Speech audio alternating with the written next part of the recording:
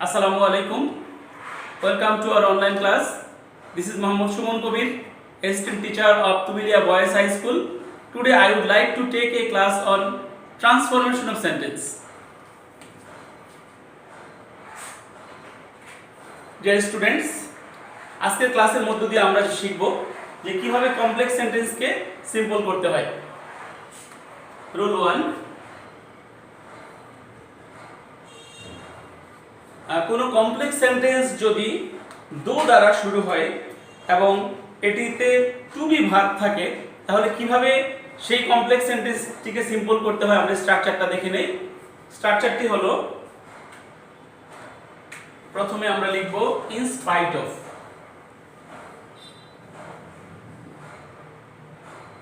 In spite of, তারপর subject এর possessive form,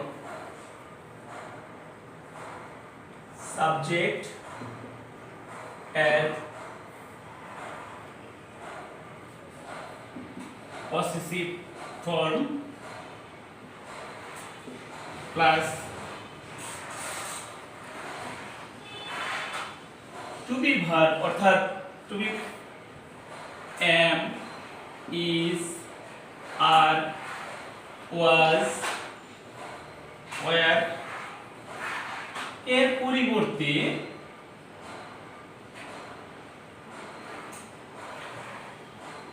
being plus sentence এর বাকি অংশ, এর বাকি অংশ। অর্থাৎ যদি কোনো কমপ্লেক্স সেন্টেন্সে ডু থাকে এবং ডু দ্বারা শুরু হয় এবং এই কমপ্লেক্স সেন্টেন্সটিতে টু বি ভার্ব থাকে অর্থাৎ am, is, are, was, were এগুলো যদি থাকে তাহলে স্ট্রাকচারটি হবে, প্রথমে আমরা লিখব ইন স্পাইট অফ, তারপর সাবজেক্ট এর পসেসিভ ফর্ম, তারপর টু বি ভার্ব অর্থাৎ am, is, are, was, were এর পরিবর্তে আমরা লিখব বিং, তারপরে সেন্টেন্সের বাকি অংশ। যেমন একটি উদাহরণ দিচ্ছি, তো হি ওয়াজ কুইক, দো হি ওয়াজ weak. He went to school. He went to school. Dear students, এই বাক্যটি অর্থাৎ এই কমপ্লেক্স সেন্টেন্সটি দো দ্বারা শুরু হয়েছে এবং এখানে টু বি ভার্ব রয়েছে, ওয়াজ রয়েছে। দো হি ওয়াজ উইক, যদিও সে দুর্বল ছিল, হি ওয়েন্ট টু স্কুল, সে স্কুলে গেল। তাহলে আমরা স্ট্রাকচার অনুযায়ী প্রথমে দো এর পরিবর্তে কি লিখব? In spite of, in spite of লিখলাম। তো তারপরের কথা ছিল যে সাবজেক্টের পসেসিভ ফর্ম, তাহলে হি এর পসেসিভ ফর্ম হলো হিজ, তাহলে in spite of his লিখলাম।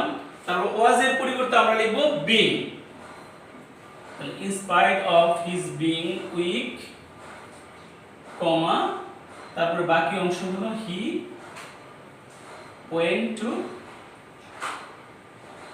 school। ডিয়ার স্টুডেন্টস, তাহলে আমরা এই নিয়মটাতে শিখলাম যে যদি দো দ্বারা শুরু হয় এবং am, is, are, was, were অর্থাৎ এরকম টু বি ভার্ব থাকে তাহলে আমরা এই স্ট্রাকচারটি ফলো করে এই কমপ্লেক্স সেন্টেন্সটিকে আমরা সিম্পল হিসেবে রূপান্তর করব। আরেকটি নিয়ম হলো,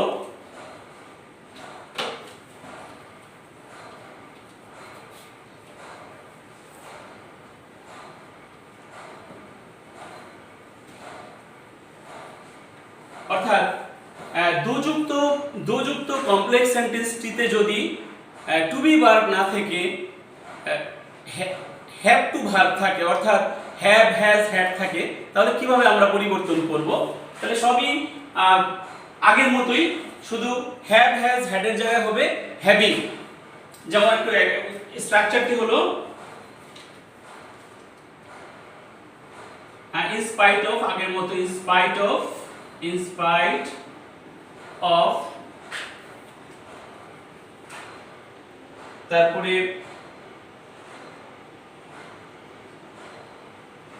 have, has, had এর পরিবর্তে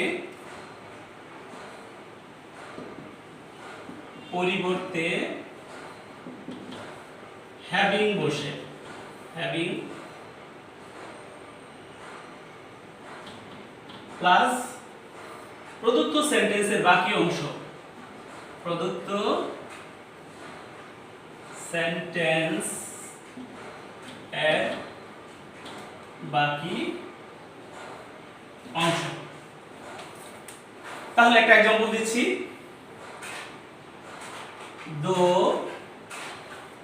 the man has much riches, he wants more.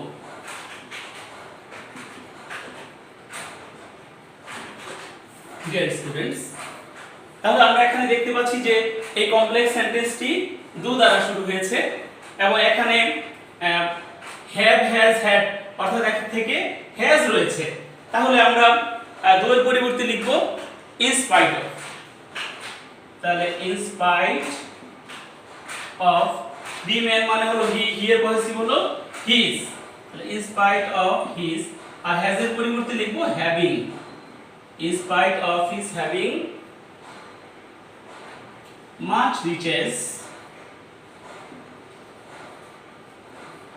he wants more. Dear students, তাহলে আমরা এই স্ট্রাকচারটি ফলো করে দুযুক্ত বাক্যের মধ্যে হ্যাভ, হ্যাজ, হ্যাড থাকলে আমরা এটাকে এভাবে পরিবর্তন করে সিম্পল করব।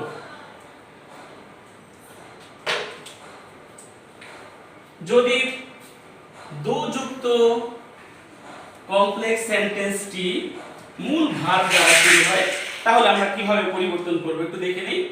অর্থাৎ যদি মূল ভার্ব থাকে, দুটি বাক্যেই যদি মূল ভার্ব থাকে তাহলে আমরা কিভাবে করব? দো he read more,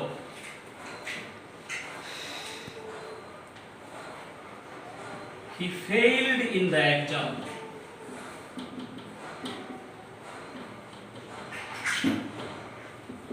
dear students, আমরা এই কমপ্লেক্স সেন্টেন্সটিতে দেখতে পাচ্ছি যে দু দ্বারা শুরু হয়েছে এবং এটা মূল ভার্ব রয়েছে এখানে।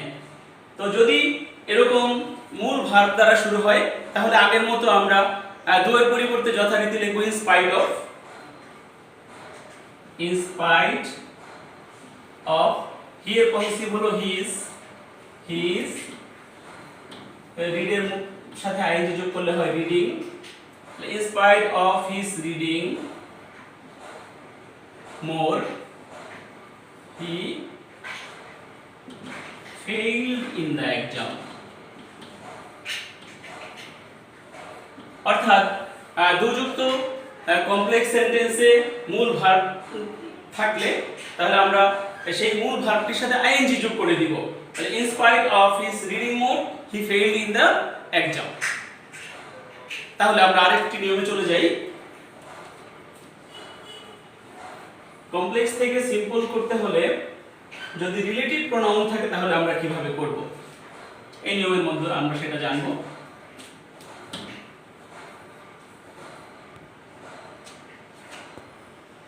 ডিয়ার স্টুডেন্টস, যদি কমপ্লেক্স সেন্টেন্সটি রিলেটিভ প্রোনাউন দ্বারা যুক্ত থাকে, relative pronoun that means who, which, what, when, where এই কথাগুলো দ্বারা যুক্ত থাকে তাহলে আমরা কিভাবে করব? এই স্ট্রাকচারটি হলো এরকম, যদি সাবজেক্টের পর রিলেটিভ প্রোনাউন থাকে এবং মূল ভার্ব যুক্ত হয় তাহলে আমরা কিভাবে করব? এই স্ট্রাকচারটি হলো প্রথমে সাবজেক্ট, তারপরে রিলেটিভ প্রোনাউনটি উঠে যায়, রিলেটিভ প্রোনাউনটি উঠে যায়, তারপর মূল ভার্বের সাথে আইএনজি বা প্লাস আইএনজি প্লাস বাকি অংশ। অর্থাৎ ডিয়ার স্টুডেন্টস, আমাদের এইভাবে মনে রাখতে হবে, যদি কমপ্লেক্স সেন্টেন্সটিতে রিলেটিভ প্রোনাউন থাকে এবং রিলেটিভ প্রোনাউনের পরে যদি মূল ভার্ব থাকে তাহলে আমরা এই স্ট্রাকচার ফলো করে আমরা সিম্পল সেন্টেন্সে পরিণত করব। একটি উদাহরণের মাধ্যমে তোমাদের বুঝিয়ে দিচ্ছি। দ্য পিপল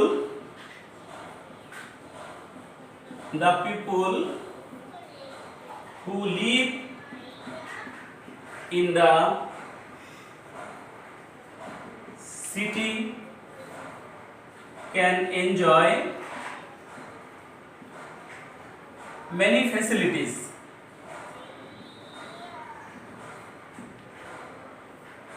তাহলে আমরা দেখতে পাচ্ছি এখানে রিলেটিভ প্রোনাউন রয়েছে এবং রিলেটিভ প্রোনাউনের উপর একটি মূল ভার্ব রয়েছে। তো এরকম রিলেটিভ প্রোনাউন যুক্ত কমপ্লেক্স সেন্টেন্সে রিলেটিভ প্রোনাউনের পরে যদি মূল ভার্ব থাকে তাহলে আমরা করব কিভাবে, যে দ্য পিপল, রিলেটিভ প্রোনাউনটা বাদ হয়ে যাবে, তো মূল ভার্ব হলো এখানে লিভ, তাহলে the people living in the city can enjoy many facilities.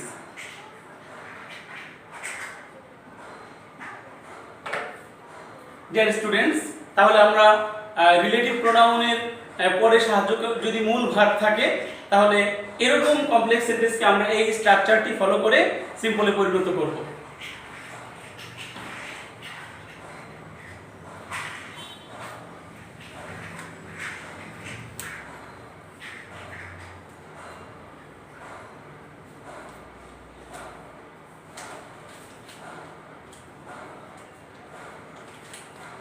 Deer students, যদি আমাদের কমপ্লেক্স সেন্টেন্সটি ইফ দ্বারা শুরু হয় এবং এই ইফ দ্বারা হাবোধক শর্ত বোঝায় তাহলে আমরা কিভাবে এটাকে সিম্পলে পরিণত করব আমরা জেনে নেই।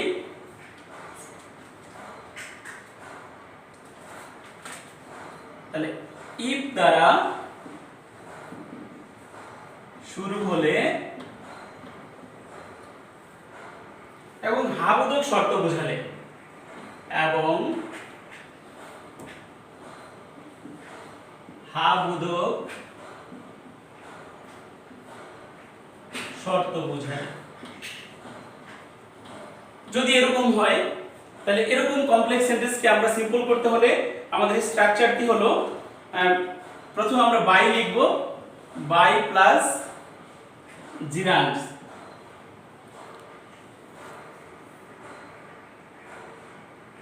দ্যাটের বাকি অংশ, অর্থাৎ if you work hard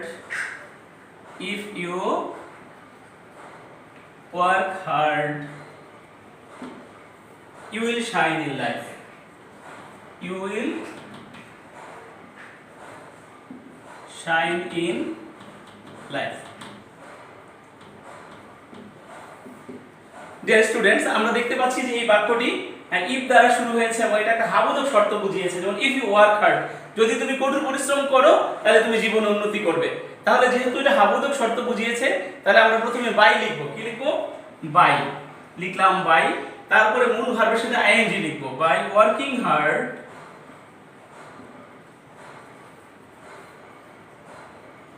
কমা তারপরে যা আছে তাই, you will shine in life. আমরা আরো কয়েকটি एग्जांपल দিচ্ছি এর উপর।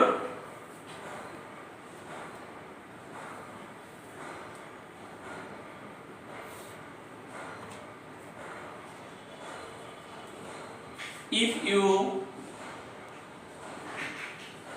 read attentively,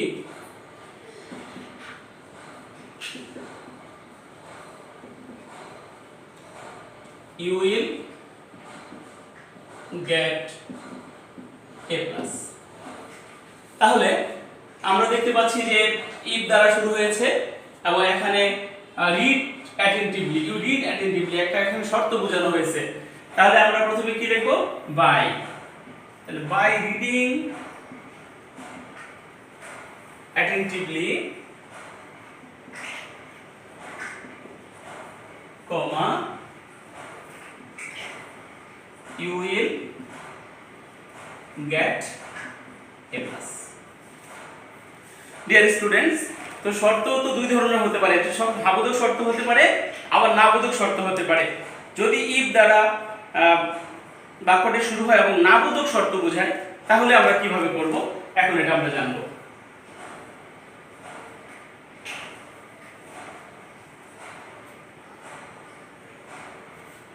যদি নাবোধক শর্ত বোঝায় তাহলে আমরা প্রথমে লিখব উইদাউট, উইদাউট প্লাস জিরান্ড। যেমন if you do not work hard, if you do not work hard, you will not prosper in life. In life. Dear students, তাহলে আমরা দেখতে পাচ্ছি যে if you do not দ্বারা নাবোধক শর্ত বুঝিয়েছে। তো যেহেতু নাবোধক শর্ত বুঝিয়েছে তাহলে আমরা উইদাউট দ্বারা শুরু করব। তাহলে আমরা লিখব without working hard, without working hard, comma, you will not prosper in life. তাহলে আমরা দেখতে পাচ্ছি যে if you do not work hard, you will not prosper in life. যদি তুমি কঠোর পরিশ্রম না করো তাহলে তুমি উন্নতি করবে না। এটা নাবোধক শর্ত। তো যেহেতু নাবোধক শর্ত তাহলে আমরা করলাম without working hard, comma, you will not prosper in life. আমরা আরেকটি নিয়ম শিখব। আসলে কমপ্লেক্স থেকে সিম্পল করতে হলে অনেকগুলো নিয়ম রয়েছে, তোমরা যখন চর্চা করবে তখন এই নিয়মগুলো পাবে, পর্যায়ক্রমে পাবে। যদি কোনো সেন্টেন্সের মাঝখানে সুদের থাকে, অর্থাৎ সুদের দ্বারা মূলত উদ্দেশ্য বোঝায়, উদ্দেশ্যের পূর্বে সুদের বসে, তো সেই কমপ্লেক্স সেন্টেন্সে যদি সুদের থাকে তাহলে আমরা সিম্পল করার সময় কিভাবে সেটা পরিবর্তন করি আমরা একটা উদাহরণের মাধ্যমে তোমাদের দেখিয়ে দিচ্ছি। সুদের যুক্ত হলে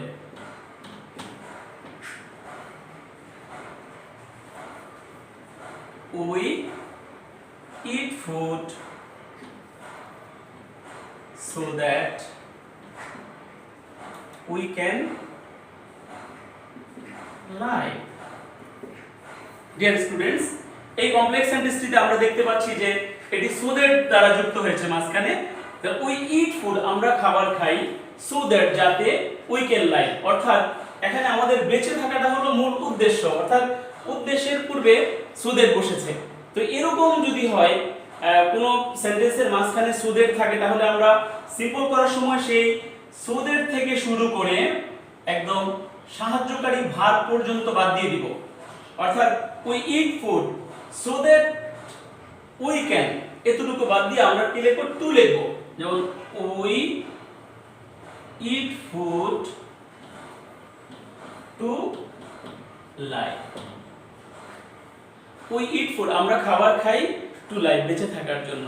তাহলে এর আরেকটা উদাহরণ দিচ্ছি।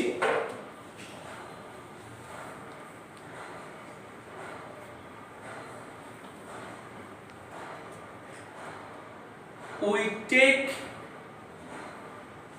physical exercise so that we can keep fit. তাহলে আমরা দেখতে পাচ্ছি যে এই বাক্যটিতে বলা হয়েছে we take physical exercise, আমরা শারীরিক ব্যায়াম করি so that, যাতে আমরা সুস্থ থাকতে পারি, we can keep fit। তাহলে এখানে দেখতে পাচ্ছি যে so that থেকে শুরু করে can পর্যন্ত আমরা সিম্পল করার সময় so that থেকে শুরু করে একদম সাহায্যকারী ভার্ব অর্থাৎ মূল ভার্বের পূর্ব পর্যন্ত বাদ দিয়ে দিব, অর্থাৎ এই এতটুকু বাদ দিয়ে আমরা এখানে টু লিখব। তাহলে we take physical exercise to keep fit. Dear students, আমি আশা করি যে তোমাদের যে কয়েকটা নিয়ম দেখালাম, অর্থাৎ ডু-এর একটা নিয়ম ছিল, তারপর রিলেটিভ প্রোনাউনের একটা নিয়ম ছিল, তারপরে কন্ডিশনের দুইটা নিয়ম ছিল, এবং সো দ্যাটের একটা নিয়ম তোমাদের দেখালাম। অর্থাৎ কোনো কমপ্লেক্স সেন্টেন্সে যদি এই কথাগুলো থাকে, তাহলে আমি তোমাদের যে নিয়মগুলো দেখালাম এই নিয়ম অনুযায়ী তোমরা করবে, এবং এরকম বাক্য তোমরা নিজেরা বাসায় চর্চা করবে। অর্থাৎ এরকম কমপ্লেক্স সেন্টেন্সকে সিম্পল সেন্টেন্সে তোমরা পরিণত করবে বাসায়। তাহলে আমার মনে হয় যে যে কোনো কমপ্লেক্স সেন্টেন্সকে তোমরা সিম্পলে পরিণত করতে পারবে। সবাইকে অসংখ্য ধন্যবাদ আজকের ক্লাসে।